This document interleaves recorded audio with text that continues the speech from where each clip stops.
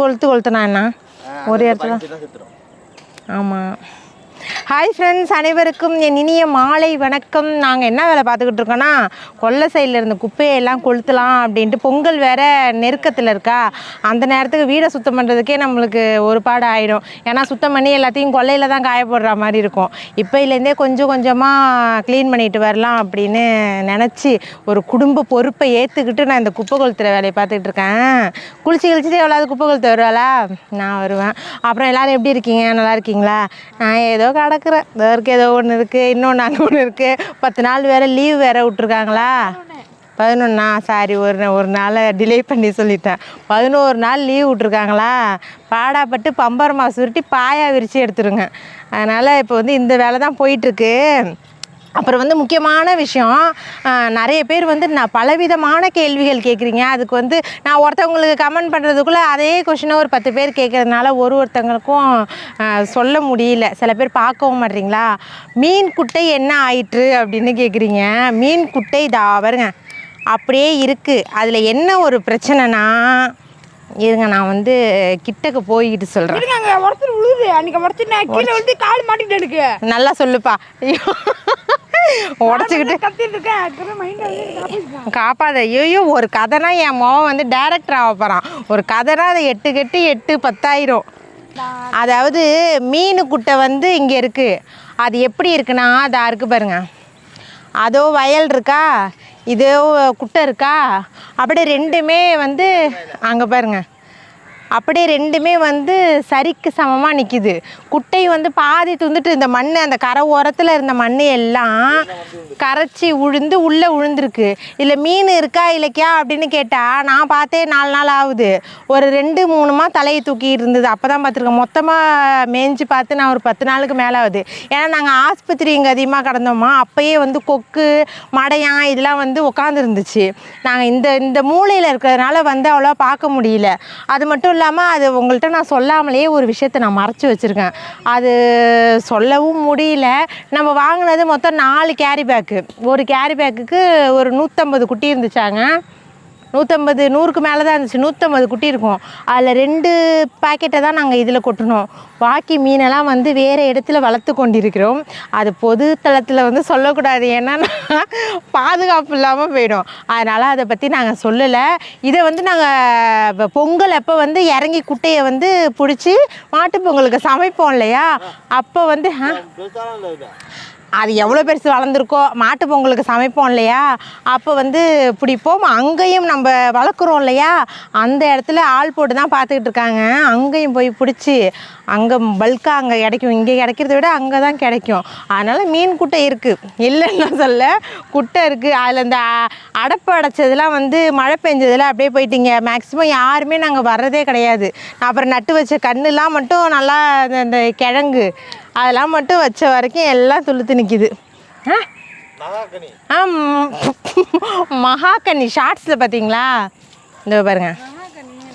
இது வந்து ஒரு தலைமுறை தாங்கும் மரமாக, இது ஒரு தேக்க மரம் மாதிரி, அதான் சொன்னோம் இல்லையா, அந்த மரம் இது. ஆனால் பொழைச்சிக்கிச்சுன்னு தான் நினைக்கிறேன் மழை பெஞ்சதில்.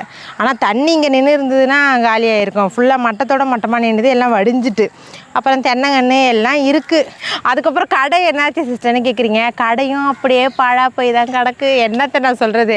அதாவது மாஸ்டருக்கு கேட்டுக்கிட்டு தான் இருக்கும். மாஸ்டருக்கு ஒரு நாளைக்கு 1000 ரூபா 1200 இப்படி கேட்குறாங்க. ஒரு நாளைக்கே நம்ம அந்த அளவுக்கு கொடுத்தா மாதம் எவ்வளோ போகும். இதில் நம்ம ஆள் வச்சும் பார்த்துக்க முடியாது இல்லையா, நம்ம தான் செஞ்சாகணும். அந்த சமையலை இப்படி போட்டு கிண்டுறதுக்கு 1000 ரூபாயா அப்படின்னு எங்கள் உள் மனசு வந்து கொஞ்சம் அப்படியே லைட்டாக பெயினாக இருக்குது. அதனால் என்னடா பண்ணுறதுன்னு ஒரே யோசனையாகவே இருக்குது. என்னாலையும் அதை தான் சொன்னேன் இல்லையா, பார்த்துக்க முடியாது அப்படின்னு. அதுக்கே சில பேர் வந்துடாதீங்க, இதுக்கு தான் நீ ஆடுனேன், உன்னை பற்றி எனக்கு தெரியும் அப்படிலாம் வந்துடாதீங்க. இப்படி போகணும் அப்படி போகணுன்னு இருந்தால் அது நடந்து தான் ஆகும். அதுக்கு நம்ம என்ன பண்ண முடியும். எல்லாத்தையுமே ஒரு பாசிட்டிவாக எடுத்துக்கிட்டு சரி இப்படி நடக்குதா, அதை நம்ம அப்படியே இது பண்ணிட்டு போயிடும். அதையே போட்டு நோண்டிக்கிட்டு ஐயோ நம்மளுக்கு இப்படி ஆயிடுச்சே, நம்மளுக்கு கஷ்டமாயிடுச்சேன்னு நினச்சிக்கிட்டு இருந்தால் எனக்கு இதை விட அடுத்தடுத்து பெரிய பெரிய அடிலாம் விழுவதுனால இது வந்து எனக்கு அந்தளவுக்கு தோணலை. சரி நம்ம வந்து அந்தளவுக்கு அதில் வந்து நம்ம மணி போடலை. ஏன்னா நம்ம வீட்டு வாடகை பாத்திர கடை வச்சுருக்கிறதுனால அதில் உள்ள பாத்திரத்தையில் தான் போட்டு கடையும் நம்ம புதுசாக எதுவும் கட்டலை. ஷெட்டு மட்டும் போட்டோம் அந்த வாசலுக்காக. அதுலேயும் இப்போ யூஸாக தான் இருக்குது அந்த ஷெட்டுமே. சமையலுக்கும் நம்ம காய்கறி வாங்கணும் அவ்வளோதான். மற்றபடி வந்து அதுக்குன்னு நம்ம ரொம்ப லட்சக்கணக்கில் பணம் போட்டு நம்ம பெரட்டி அதை நடத்தலை. அதனால் என் ஹஸ்பண்டுக்காக தான் சொல்கிறேன் இல்லையா, அந்த உடம்பு சரியில்லை, அவங்களோட ஹெல்த்து அதில் ஸ்பாயில் ஆகும்போது என்னால் அதை பார்த்துட்டு அவங்கள போட்டு உடம்பு சரியில்லாதவங்கள அந்த அனலில் நின்றுக்கிட்டு நான் தான் படுறேன்னா அவங்க ஏன் படணும். அது மட்டும் இல்லாமல் சார் இப்போ இடையில வந்து ரொம்ப ஃபீல் பண்ண ஆரம்பிச்சிட்டாங்க. கல்யாணம் ஆகி இத்தனை வருஷத்தில் வந்து நீ என்னை பார்த்துட்டு பசங்களை பார்த்துட்டு அம்மாவை பார்த்துக்கிட்ட, இந்த அளவுக்கு உங்களை நாங்கள் எந்த விதத்துலையுமே கஷ்டப்படுத்தினதே கிடையாது, அப்படி மினுக்கு மாதிரி வச்சுருந்தோம் உடனே. இப்போ நிறைய பேர் வந்து போயிட்டுருக்காங்க, இந்த இடத்துல நீ கைப்பானைகிட்டையும் அடுப்படிக்கிட்டையும் இப்படி நிற்கிறது வந்து எனக்கு உண்மையாகவே ரொம்ப மனசு கஷ்டமாக இருக்கு இல்லைக்கா அப்படின்னு என்ன நினச்சாங்கன்னு தெரியல. ஆஸ்பத்திரியில் இருக்கும் போதெல்லாம் ரொம்ப ஃபீல் பண்ணி கண்ணின் உரத்தில் தண்ணி ஊற்றுது. ஐயா இது என்ன பயப்பக்கி இப்படி நடக்குது, அப்படிலாம் இல்லைங்க, அதெல்லாம் நான் ஒன்றும் நினச்சிக்க மாட்டேன், நம்ம ஆசைப்பட்டு செய்கிறது தானே, இதில் என்ன இருக்குது அப்படிங்கும்போது இல்லை எனக்கு வந்து மனசு ரொம்ப கஷ்டமாக இருக்குது, நீ அப்படிலாம் இருக்கும்போது இந்த வேலையை உன்னால் பார்த்துக்க முடியல. பசங்களுக்கு காலை நேரத்தில் ஏந்திரிக்கிறது 7:30 மணிக்கு இது வருதா பஸ் வருதா, அவனுக்கு வந்து அந்த நேரத்தில் நான் வந்து சமைச்சு தர முடியாது. அவனுக்கும் இட்லி, அந்த பொங்கல், பசங்களுக்கு குட்டிமா தம்பி மற்றபடி பசங்க எல்லாருக்குமே வந்து அந்த இட்லி பொங்கல் நான் கடை நடத்தி ஒரு 15-20 நாளுக்கு என் பசங்க வந்து அதே தான் ரொட்டீனாக கொடுத்துக்கிட்டு இருந்தேன். இதெல்லாம் நினைக்கும் போது எப்படி நம்ம சமைச்சு கொடுத்துருக்கோம், வாரத்துக்கு 2-3 தடவை பிரியாணி 65 இப்படிலாம் கொடுத்து விடுவேனே அப்படின்ட்டு எனக்கு ரொம்ப அது வந்து மனசு கொஞ்சம் கஷ்டமாயிட்டு. சரி போ என்ன தான் இருந்தாலும் பார்த்துப்போம், நடக்கிறது நடக்கட்டும் அப்படின்ட்டு தான் பொறுத்தார் பூமி ஆழ்வாருங்கிற மாதிரி அப்படியே பொறுத்துக்கிட்டு இருக்கேன். பேசுகிறவங்க 4 பேர் பேச தான் செய்வாங்க, அதுக்கு என்ன பண்ண முடியும், அப்படியே இந்த காதில் வாங்கிட்டு இந்த காதில் விட்டுக்கிட்டே இருக்கணும். நல்லது ஓகே சொல்கிறாங்களா அப்படியே பொத்திக்கிட்டு சரி நல்லது அப்படின்னு நினச்சிக்கிட்டு தான், கெட்டது சொல்கிறாங்களா போ போ போ போ அப்படின்னு சொல்லிட வேண்டியதான். சரி ஓகே இதோட வந்து இதை பற்றி பேச விரும்பலை. நிறைய பேர் இதை பார்த்தீங்கன்னா இது மூலயமா தெரிஞ்சுக்கிட்டு திரும்பி ரொட்டினா அந்த கொஸ்டின் வந்து கேட்காதீங்க அப்படின்னு கேட்குறேன். ஏன்னா அதை ரொம்ப டீட்டெயிலாக மெசேஜ்லலாம் சொல்ல முடியல. அடுத்தடுத்து வேலையை பார்ப்போமா, ஏன்னா பொழுது இருட்டிக்கிட்டே வருது, கொசு பிடுங்க ஆரம்பிச்சிடும். அப்புறம் கொசுவையும் போட்டு நான் தந்தூரி பண்ண வேண்டியதான், மொஸ்கட்டே பண்ண மாதிரி. அது வேற ஏன்டி நீ கொசுவை போட்டு கொளுத்துறியா, அந்த கொசுவை கொளுத்துற மாதிரி ஒன்று அந்த மாதிரி கொளுத்துனா உனக்கு அது நெருப்போட சூடு தெரியும்னு கேட்காதீங்க. அதெல்லாம் என்ன பண்ணுறது, அப்படி தான். தம்பி எட்டக்க போய்க்கோ, இங்கே பாருங்க காசு கொடுத்து வாங்குகிற பாட்டில்லாம் ஒன்று மூடி காணா போயிடுது, இன்னொன்று பாட்டிலே காணா போயிடுது. என்னத்த சொல்கிறது, போட்டு ஏறிங்க போங்க போகி. ஏன் அது என்னத்துக்கு இனிமே மூடி அங்கே கிடக்குன்னா நீங்கள் திருவி போட்டிருக்கணும், நான் என்ன பண்ணுறது. நான் என்ன பண்ணுறது, மூடி அங்கே கிடக்குன்னா அப்பாவும் புள்ளியும் இது வைக்கணும். இங்கே பாருங்கள் இத்தனை ஒரு 4 காய் வச்சுருந்துச்சு, பரங்கி காய் நல்லா இவ்வளோ பிஞ்சாக இருந்தது. சரி பொங்கலுக்கு நல்லா பெருத்துரும் எல்லாருக்கும் கொடுக்கலாம் அப்படின்னு நினச்சிக்கிட்டு இருந்தா நான் தான் பூவையே பிச்சிடுறேன். டெய்லியும் பூசணி பரங்கி பூவாக தான் இருக்குது. இதுதான் வந்து நம்மளுக்கு ஒரு காய் நல்ல பல்க்கு காயாக இருக்குது. ஆனால் பொங்கலுக்கெல்லாம் பழுத்துரும்லங்க, பழுக்காதா? புரியல.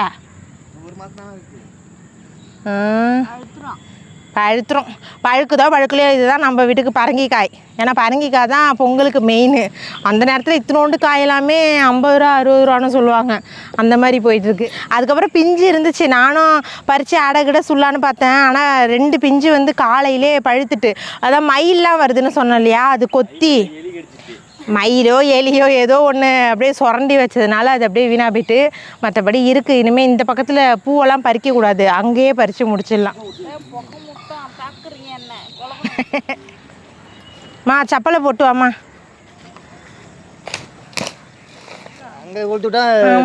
அங்கே தென்னங்கன்று முருங்கைக்கன்றுலாம் இருக்குது.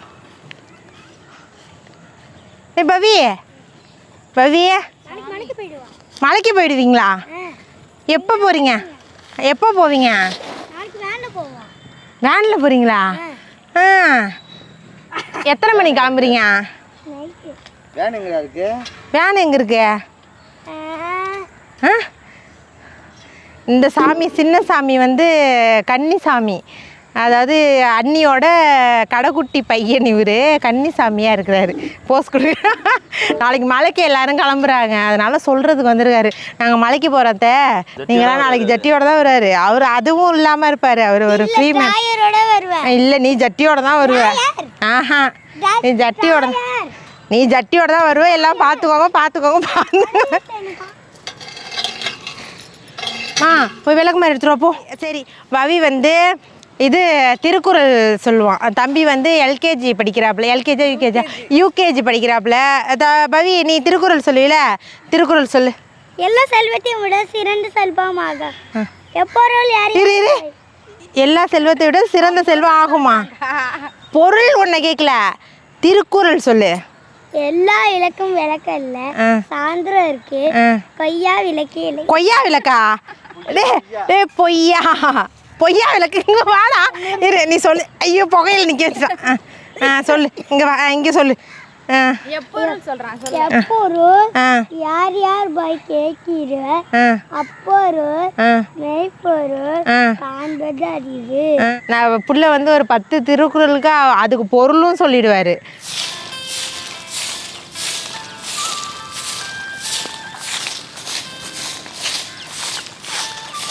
ஊர்ல உள்ள குப்பை முழுக்க கொல்லையில தான் கிடக்கும். நீங்க எந்த குடும்பத்துல வசிக்கிறீங்க? ஆமாண்டா, சொல்லு. நாங்கள் வந்து பொங்கலுக்கு வந்து போட்டிலாம் வைப்போம். அதனால வந்து செடியெலாம் இருக்குது, எகிரி குதிச்சு தான் ஓடலான்னு இருக்கோம் எல்லாம்.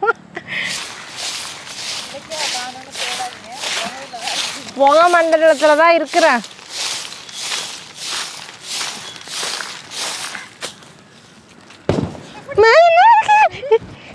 என்ன வெடிக்குது? அது வெடிச்சது கேஸ் பாட்டில். என்ன கேஸ் பாட்டில் இருந்துச்சு? ஏங்க அதெல்லாம் அதில் போடுறீங்க? ஷூ, நான் இப்போ எப்படி கூட்டுவேன்? ஏங்க பேச்சு வந்து பேச்சோட இருக்கணும். எதாக இருந்தாலும் பேசி தீர்த்துக்கலாம். இப்படிலாம் வந்து காட்டக்கூடாது. ஏன் பயமாக இருக்குங்க. செண்டு பாட்டில் தூக்கி போட்டிருக்கு. ஏங்க எனக்கு பயமாக இருக்குங்க. அந்த பயில ஏதாவது போட்டிருக்க போகிறானோ? அமைச்சிட்டு பார்க்கணுமா? எனக்கு பறந்த புள்ள சுத்த வாழைப்பழமா இருக்கு. நான் என்ன பண்ணுறது? அப்புறம் மண்ணில் அப்படியே புதஞ்சு கிடக்கு எல்லாம். என்ன பண்ணுறது?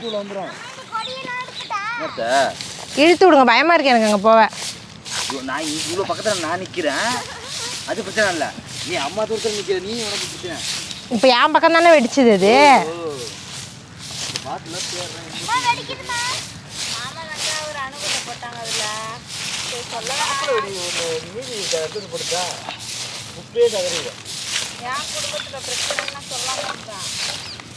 சரி நாரதரே, முடிஞ்ச அளவு சுத்தம் பண்ணிட்டேன்னா.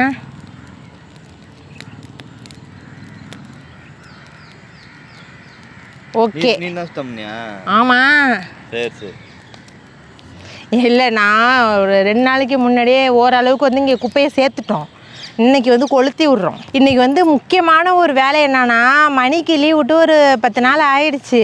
சார் இந்த 10 நாளில் வந்து என்ன பண்ணிகிட்டு இருக்காருன்னா, மீன் தொட்டி இது இத்தினோண்டு வாங்கிட்டு வந்தோம். நீங்கள் ஷார்ட்ஸ்லாம் கூட காமிச்சிருப்பேன். இத்தினோண்டு தொட்டி அது வந்து 10ல். ஏன்னா காலேஜ் போயிட்டு வரும்போதெல்லாம் அன்னி காசு கொடுங்க, அன்னி காசு கொடுங்க அப்படின்னு கேட்குறானோ இல்லையோ, ஒரு நாள் கேட்டதுலேருந்து தொடர்ந்து ஒரு வாரத்தில் 2-3 தடவை மீன் குட்டி வாங்கிட்டு வந்துட்டான். இத்திரு குட்டி. ஆனால் உண்மை மீன் குட்டி போட்டு தெரியுமா?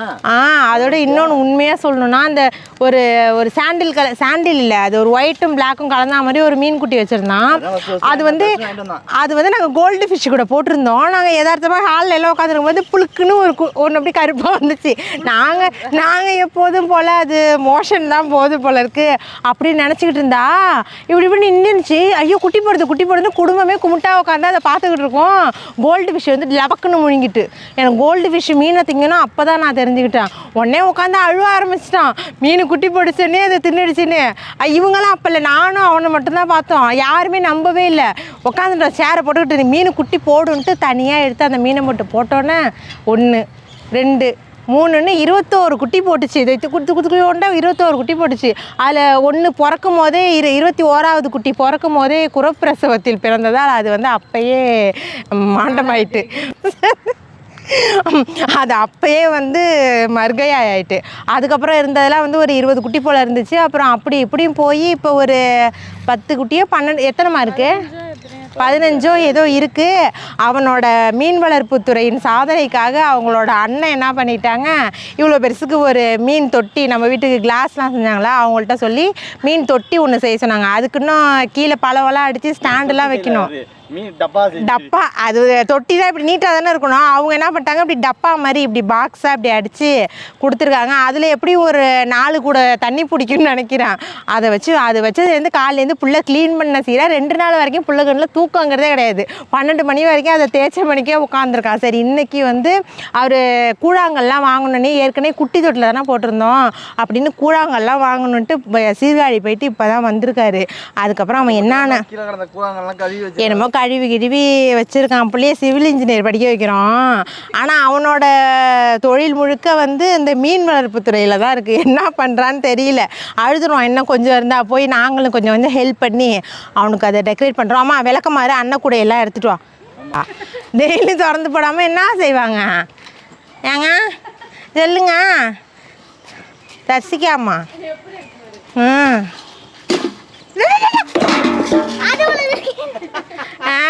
அப்புறம் இந்த கலரே நீ வாங்கிட்டு வந்திருக்கலாம். நான் மெய்து போயிரு, அதுதான் சொன்னேன். இது எவ்வளோ? இது 3 மீன் எவ்வளோ? 4 ஒன்று இருக்கா? நான் வந்து தோருக்கு பாருங்கள், அந்த குட்டியாக தெரியுதா? இன்னும் இதுக்கு லைட் செட்டிங்லாம் அதை பாருங்க, மேலே வந்து அனாமத்தான் கிடக்குது. இதுக்கு வந்து எங்களை விட ஹைட்டாக இருக்குது மீன் தொட்டி. அந்த கூரை போட்டு அமைப்பாங்கள்ல, அதெல்லாம் நாங்கள் இனிமேல் தான் செய்யணும். குட்டி குட்டி மீன் வெள்ளை கலர் மேயுது நிறையா. இது தானடா குட்டி போட்டது? குட்டி தானே இது. இதோ மேய்து பாருங்க, இதோ இருக்கு பாருங்க. எத்தனை குட்டி இருக்கு? 15 குட்டி. இதோ மேய்து பாருங்க, இதெல்லாம் ஓடுது பாருங்க. இந்த மீனோட அம்மா வந்து இதோ கிடக்கு பாருங்க. இதனடா இதோ இருக்கு பாருங்க, சின்ன புள்ள மாதிரி ஒன்று கிடக்குல. இதுதான் வந்து இப்போ வந்து இதை கழுவிட்டு வந்திருக்கான் புள்ள. இதுதான் வந்து குட்டி போட்ட மீன். கோல்டு ஃபிஷ்லாம் இந்த இருக்குது. இதுக்கப்புறம் இது முழுங்க முடியாது, அதனால் இதையும் தூக்கி நாங்கள் இப்போ இது உள்ளே விட போகிறோம். விடுறா, எனக்கு பயமாக இருக்குது, நான் விட மாட்டேன். தண்ணி ஃபுல்லாகிடாது ஐயப்போ, நானே ஏற்றுக்கிறேன். நான் வந்து இந்த மீன் தொட்டி பக்கம்லாம் வந்ததாக சரித்திரமே கிடையாது. மீனுன்னு ஒன்று வந்ததுலேருந்து அவன் தான் ஒரு வாரத்துக்கு எப்படியா இருந்தாலும் 4 நாள் தூக்கிட்டு போய் கழுவுவான். இதை இனிமேல் தூக்க முடியாது, அது சின்ன தொட்டி. ஊற்றிடலாம்லடா வழிஞ்சதுண்ணா. ஐயா அழகா போகுது அம்மாடி. ஆனால் இதை போட்டோன்னு தாண்டி மீன் தொட்டி மாதிரியே இருக்குது. நாங்கள் வந்து டேங்கை சுத்தம் பண்ணுறதுக்கு நத்தையே வச்சுருக்கோம். அது என்னன்னா, நாங்கள் கவரில் வாங்கிட்டு வந்தோமா, சரி வாங்கிட்டு வந்தானா அவன். வாங்கிட்டு வந்தோடனே நான் குட்டி தான் போட்டுருக்கேன் மீனுன்னு பார்த்தா நத்தை க்ளீன் பண்ணுறதுக்கு வாங்கிட்டு வந்தோம். ஆனால் நத்தை அதுலேயே மோஷன் போய் ஃபுல்லாக அப்படியே தண்ணியே ஒரு மாதிரி கலர் ஆகிட்டு அதை க்ளீன் பண்ணி போட்டிருக்கான். இப்போ அது போகிற மோஷன்லாம் அந்த மீன் சாப்பிட்றேன்னு நினைக்கிறேன். மீன் போடுறது அது மீன் போடுறது அது சாப்பிடாது, அது போலதான் மீன் சாப்பிடும்னு நினைக்கிறேன். ஆனால் கோல்டு ஃபிஷ் வந்து ஒரு தடவை முட்டை போட்டுதான் குட்டி போட்டுதடா. முட்டை தான் ஒன்று போட்டுது. அதுக்கப்புறம் வந்து அது முட்டையும் போடலை, ஒன்றும் போடலை. ஆனால் வயிறு மட்டும் புல்கண்டை மாதிரி இருந்துக்கிட்டே இருக்குது. அது குட்டி போடுமா முட்டை போடுமா என்னன்னு உங்களுக்கு தெரிஞ்சால் கமெண்ட்டில் சொல்லுங்கள். இதுதான் நம்ம பழைய கிச்சன், கடைக்கோடியில் இருக்கிற கிச்சன். இதுதான் நம்ம சமைச்ச இடம். ஏன்னா இங்கே வந்து க்ளீனிங் வேலை நடந்துக்கிட்டு இருக்குது. மேலெல்லாம் ஜாமம் இருக்குது பாருங்கள். பாதி ஜாமத்தை வந்து இறக்கி கீழே போட்டாச்சு. அண்ணன் கூட இங்கே என்ன கூடயுமா இருக்குது. பாதி ஜாமத்தை இறக்கி வேஸ்ட் ரூமில் வச்சுருக்கோம். இன்னும் பாதி இருக்கிற ஜாமம் இதெல்லாம் எடுத்து கொஞ்சம் கொஞ்சமாக இப்போ இதுலேருந்தே கழுவி வச்சா நம்மளுக்கு பொங்கல் அப்போ கொஞ்சம் ஈஸியாக இருக்குங்கிறதுனால இதெல்லாம் கட்டிட்டு நம்ம கீழே இப்போ சொன்னோம் இல்லையா கிச்சனு, அங்கே மாட்டிடலாம் அப்படின்ட்டு. இந்த வீட்டு கிச்சன் முன்னாடியே தான் இருக்குது, அதில் தூக்கி இதை மாட்டிடலாம் அப்படின்ட்டு இதை கைட்டாமல் வச்சுருக்கோம். இங்கே வந்து கொஞ்சம் இதாதான் கிடக்கு. என்ன இப்படி வச்சுருக்க இலக்கியெல்லாம் கேட்காதீங்க. ஏன்னா க்ளீனிங் வேலை போயிட்டுருக்கு. பொங்கலோட சுத்தமாக க்ளீன் பண்ணுவோம். வீட்டுக்குன்னா பெயிண்ட்டுங்கிறது அடிக்கலை, பொறுமையாக அடிச்சுக்கும். இப்போ தான் எவ்வளோ செலவு, அதுக்கு மேலே இதுலேயும் பெயிண்ட்லேயும் கையை வச்சுட்டா அது சரி வராது அப்படின்ட்டு பெயிண்ட்லாம் இப்போதைக்கு அடிக்கலை. நம்ம வீடு வந்து இதுதான் நம்ம கிச்சன். கீழ் கிச்சன் இருக்கு இல்லையா, அது வந்து இந்த இருக்கு பாருங்கள், போத்திக்கல். இந்த இருக்கு பாருங்கள், போத்திக்கல் இருக்கா. அதுலேருந்து இப்படி பார்த்தா இந்த குண்டான் சட்டி எல்லாம் நிரம்பி இருக்கிறது தான் கிச்சன். ஏன்னா வந்த உடனே நம்ம கிச்சனுக்குள்ளே பூந்து நுழைஞ்சு சாப்பிட்றலாம். அந்த அளவுக்கு பசியோடு வரவங்களுக்கு இல்லை கடை கோடியெல்லாம் ஓட வேணாம் அப்படின்னா எதுக்கே நாங்கள் வச்சுருக்கோம் வாங்க அப்படிங்கிற மாதிரி வச்சிட்டோம், அவ்வளோதான். ஆனால் இந்த கிச்சன் வந்து அந்த கிச்சனோட எங்களுக்கு நல்ல ஃப்ரீயான இடம். ஏன்னா இப்படியே திறந்தா வந்து நம்மளுக்கு கொள்ளை வந்துடுதா, இங்கேயும் 2 ஜன்னல் இருக்கா, நல்லா காத்தோட்டமாக இருக்கும். நல்ல சூரிய வெளிச்சம் வந்து அப்படியே ஸ்ட்ரைட்டாக நம்ம மேலேயே படுற மாதிரி அவ்வளோ ஒரு இதாக இருக்கும். லைட்டை போட்டு நீங்கள் விளையாடுங்க, என்ன பண்ணுங்க. அதான் நல்லா வெளிச்சம் பட்டு ஒரு பாசிட்டிவாக காலையிலே வந்து கிச்சனுக்குள்ளே நின்று சமைக்கிறதுக்கு அப்படியே அவ்வளோ ஒரு எனர்ஜி பூஸ்டப்பாக இருக்கும். ஆமாம், கொன்று போடுவேன். அவ்வளோதான். இப்படியே அடிக்கடி நான் இப்போதைக்கு ரெஸ்ட் எடுக்கிற இடம்னா இதுதான். இந்த இப்படியே உட்காந்துக்கிட்டு அப்படியே கோழி மேயுது, கொக்கு மேயுது, எல்லாத்தையும் நம்ம கொல்லை சைடு பார்த்துருவோம். நம்ம கொல்லை இப்படியே பூந்துடுச்சுருந்தா நம்ம கொல்லை அங்கே இருக்குது. ஹோம் டூர் போடுங்க கண்ணை தனியாலாம் இது போட வேண்டிய அவசியம் இல்லை. ஏன்னா அந்த அளவுக்குலாம் ரொம்பலாம் நம்ம கிச்சன் டூரு பாத்ரூம் டூரு அந்த மாதிரி அளவுக்குலாம் ஒர்த்து கிடையாது. மேல் வீடாக தான் கீழ் வீடு தான், இங்கே தான் நாங்கள் எல்லாருமே வசிச்சுக்கிட்டு இருக்கோம். சரி, ஓகே. நீங்கள் இந்த வீடியோவில் ஃபுல் அண்ட் ஃபுல் டெய்லி கேட்குற கொஷின்லாம் மேக்ஸிமம் வந்து இந்த வீடியோலேயே நான் முடிச்சிருப்பேன்னு நினைக்கிறேன். வேறு ஏதாவது கொஷின் இருந்ததுன்னா நீங்கள் கேளுங்க, கண்டிப்பாக நெக்ஸ்ட் வீடியோவில் வந்து அதை உங்களுக்கு ஷேர் பண்ணுறேன். என்னென்னு தெரியல, இறக்குது. மீண்டும் அடுத்த ஒரு வருஷ காலம் ஆகும்னு நினைக்கிற விளாக் எடுக்க. அடுத்த ஒரு சூப்பரான விளாகில் பார்க்கலாம். ஐயோ, வீடியோ பிடிச்சிருந்தா மறக்காமல் நம்ம சேனலை சப்ஸ்கிரைப் பண்ணி சப்போர்ட் பண்ணுங்கள். அப்படி பக்கத்தில் இருக்க பெல் ஐக்கானையும் கிளிக் பண்ணிட்டு போங்க. மீண்டும் அடுத்த ஒரு விளாகில் பார்க்கலாம். டாடா.